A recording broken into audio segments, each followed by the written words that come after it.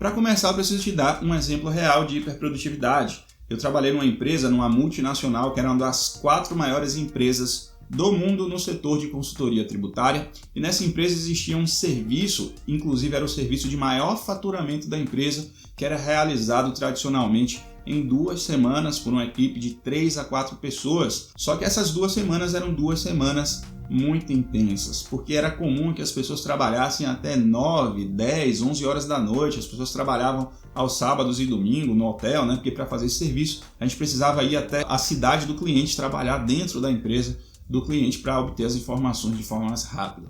E era comum, inclusive, que pessoas passassem mal. Já soube de gente que chorou, tamanha era pressão para conseguir entregar o trabalho dentro do prazo. Só que quando eu cheguei para trabalhar nessa empresa, né, nessa equipe, prestando o mesmo serviço para os mesmos clientes, eu consegui reduzir esse tempo de trabalho de 2 semanas para apenas 2 dias, trabalhando sozinho e apenas 8 horas diárias, tá bom? Então eu vou repetir, em uma das 4 maiores empresas do mundo do setor de consultoria tributária, isto é, uma empresa altamente especializada no que fazia, eu consegui reduzir um trabalho que era feito em 2 semanas por uma equipe de 3 ou 4 pessoas, trabalhando de forma muito intensa, sob alta pressão, para apenas 2 dias, trabalhando sozinho e apenas por 8 horas. E como eu consegui isso? Exatamente através dos 3 pilares da hiperprodutividade, dos quais eu vou falar nesse vídeo. Mas antes de começar a falar dos pilares propriamente dito, eu queria te dizer o seguinte: a esse ponto do vídeo, talvez você já tenha percebido que eu sou um profissional com formação, com certificações, com experiência e com resultados na área de produtividade.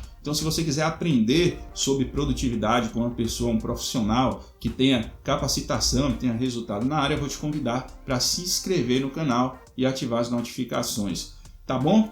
Então, vamos lá aos 3 pilares da hiperprodutividade. O primeiro pilar é algo chamado otimização de processo. O que é otimização de processo, Vitor? Como eu consigo fazer a otimização de processo?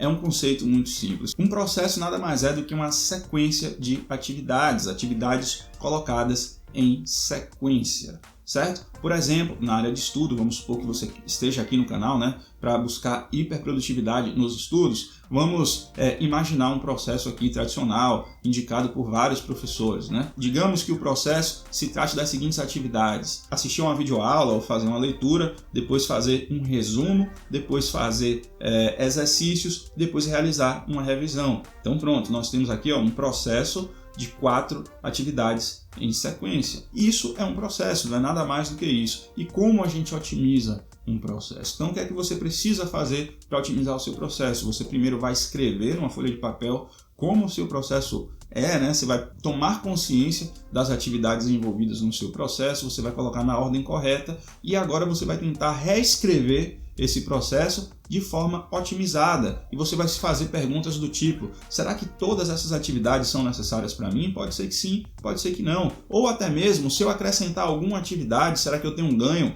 nas demais? Isso é muito comum e muita gente não tem essa consciência. As pessoas acham que otimizar o processo é só tirar atividades, mas você pode acrescentar uma atividade que aumente a sua produtividade. Ou você pode fazer perguntas do tipo: será que alguma dessas atividades eu posso fazer ao mesmo tempo? Eu vou me tornar uma pessoa mais produtiva sem perder qualidade, certo? Então é com esse tipo de pensamento que você faz uma otimização de processo. Aí algumas pessoas podem estar perguntando: mas Vitor, você tem certificação internacional em Business Process Management para fazer essa coisa simples?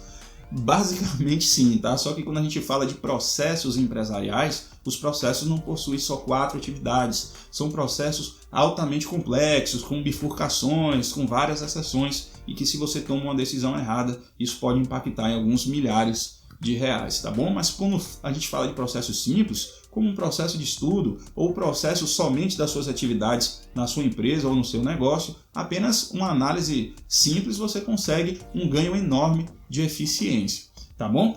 O segundo pilar da hiperprodutividade é justamente o domínio das técnicas e habilidades que vão te tornar uma pessoa mais produtiva. E quando eu falo de técnicas, eu estou falando de técnicas específicas para a sua atividade. Por exemplo, né, quando a gente fala de hiperprodutividade nos estudos, podem ser técnicas de leitura, técnicas de memorização, técnicas de cálculo, né, de realização de cálculos, técnicas específicas para aquela atividade, mas eu estou falando também de técnicas genéricas, que são justamente as técnicas das quais eu falo aqui no meu canal. Por exemplo, técnicas para manter o foco e a concentração, técnicas de gestão do tempo, técnicas de automotivação, técnicas de relaxamento, que são extremamente importantes, certo? Porque muita gente negligencia isso. Muita gente acha que produtividade é trabalhar feito um louco, feito uma louca, mas existem várias pesquisas científicas que já comprovaram que quando o cérebro está sob alto estresse e com baixa energia, a produtividade vai lá para baixo. Então eu estou falando de técnicas genéricas e técnicas específicas, então você precisa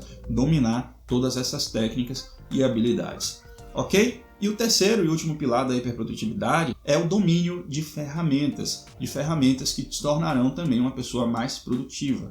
Pois não adianta, por exemplo, você conhecer o processo, dominar o processo, otimizar o processo, conhecer as técnicas e habilidades, mas você tentar cuidar da grama da sua casa com a tesourinha de unha. Você vai ser uma pessoa altamente improdutiva, né? Você não vai ter como atingir a hiperprodutividade, então você precisa sim conhecer ferramentas. E essas ferramentas podem ser ferramentas complexas, tá? Eu utilizo algumas ferramentas mais complexas, primeiro porque eu já tenho muito tempo, né, trabalhando com foco em produtividade, segundo porque eu sou analista de sistemas de formação, então isso facilita para mim o conhecimento de ferramentas tecnológicas que vão aumentar a produtividade de qualquer pessoa. Mas existem outras ferramentas, como o calendário do e-mail, o próprio e-mail você pode utilizar como uma ferramenta, uma planilha de Excel pode ser muito útil para dar produtividade nos estudos, porque ela ajuda a organizar. Eu sou gerente de projetos e uma planilha de Excel também pode fazer maravilhas na minha produtividade, então você precisa conhecer sobre ferramentas também, e eu vou falar sobre algumas delas também aqui no canal, certo? Se você gostou desse vídeo, eu vou pedir que você deixe o seu like e que você deixe o seu comentário. Então eu fico por aqui e deixo um grande abraço.